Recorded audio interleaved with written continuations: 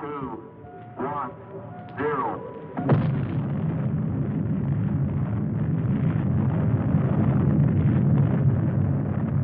Since the splitting of the atom only a few decades ago, and through his God-given genius of science, man, at last, has succeeded in penetrating further and further into the unknown vastness of space.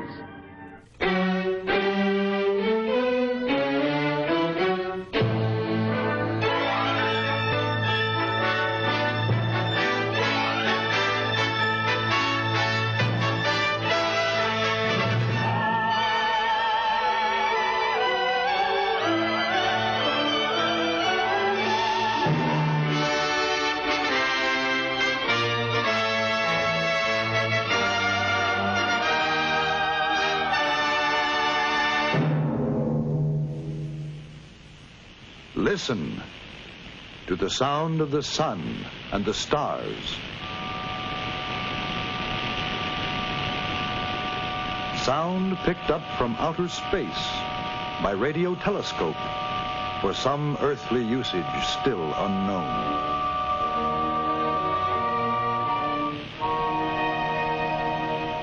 Challenge.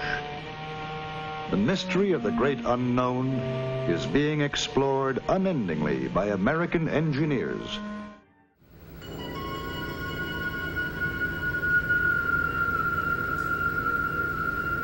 Here at Hat Creek, we're high and dry and isolated from interference by the mountains. It's only one of 4 in the world which operates at millimeter wavelengths. It's at the cutting edge of current technology.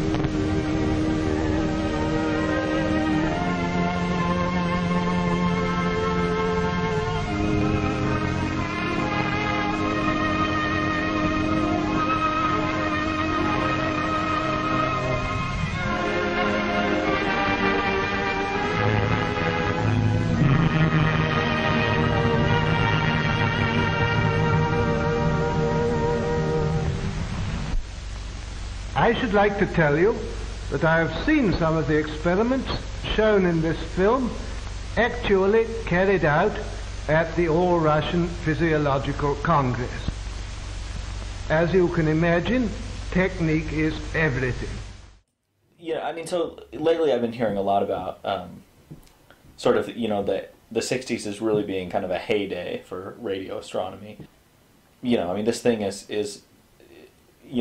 very kind of overbuilt. I mean, I think it's overbuilt because people wanted to build it very, very quickly, and in many ways they didn't really care how much it cost. You know, get more steel, get more metal and more people, and let's build the thing. And I mean, science doesn't work like that anymore in most cases. I mean, today, isolated organs can be brought to life, even though they've been removed from the animal's corpse sometime after death. It can function as well in artificial conditions as in a living organism, and for this purpose, blood is introduced into the cardiac vessels.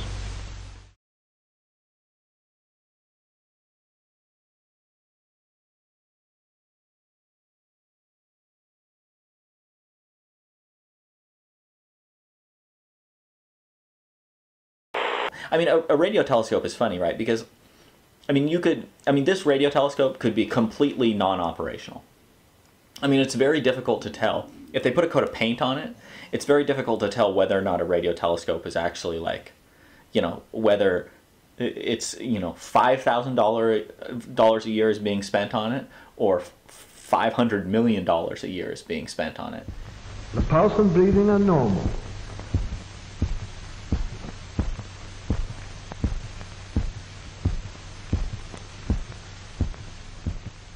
And I mean, you look at the way that the telescope was pointed, and the horizon, and it's sort of kind of the up from the rocks kind of thing, and you know, kind of like the bottom of the picture is, you know, the sort of the most primeval sort of earth, large chunks of, you know, black, dark rock.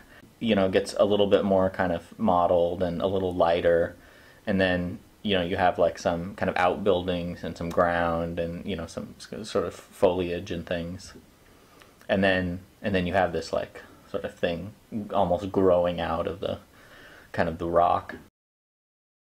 I mean, really, I think they would have been happier if it was like this, you know. I mean, without the house and yeah, I mean, that, I think that sort of kind of captures it. You should Photoshop it. Maybe put like a night sky behind it.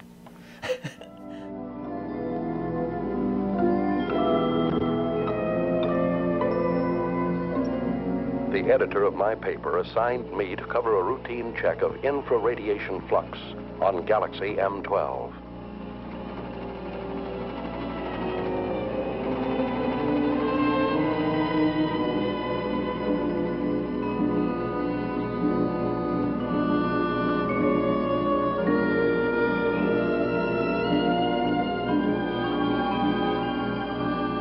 The crew members, in order to overcome the earthly gravitation, have been subjected to a state of hibernation. That is, the human body had put through a congealing process, simulating an apparent death. At a preset time, under the impulses of an electric brain, the heart resumes its normal beat. The lungs begin their regular functioning. The blood flowing evenly again. In short, man is reacquiring his earthly faculties.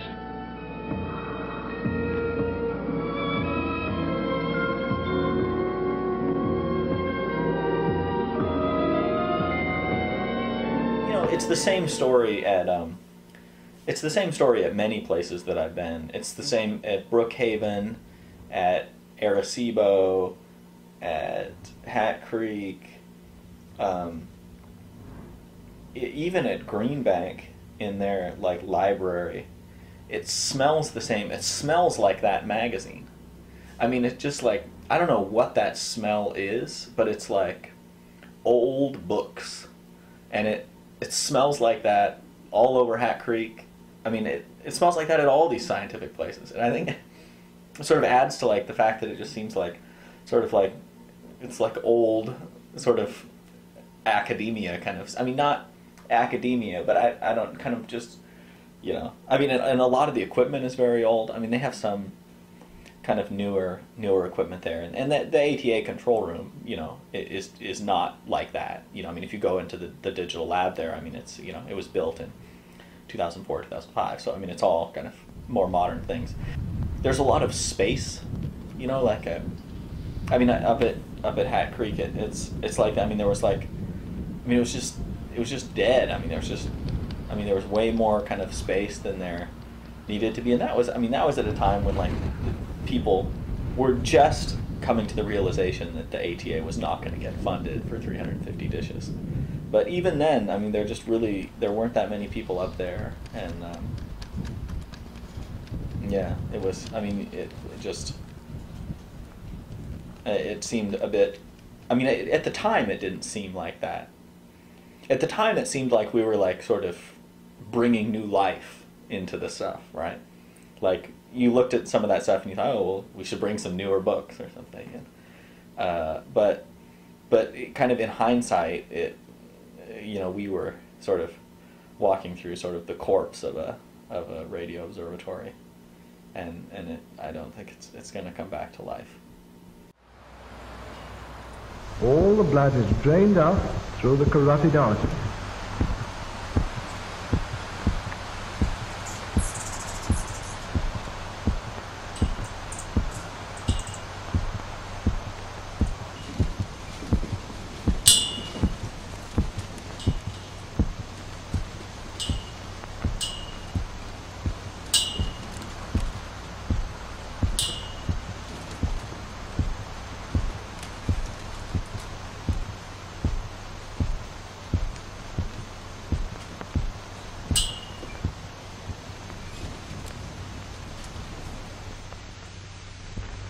The heart has stopped.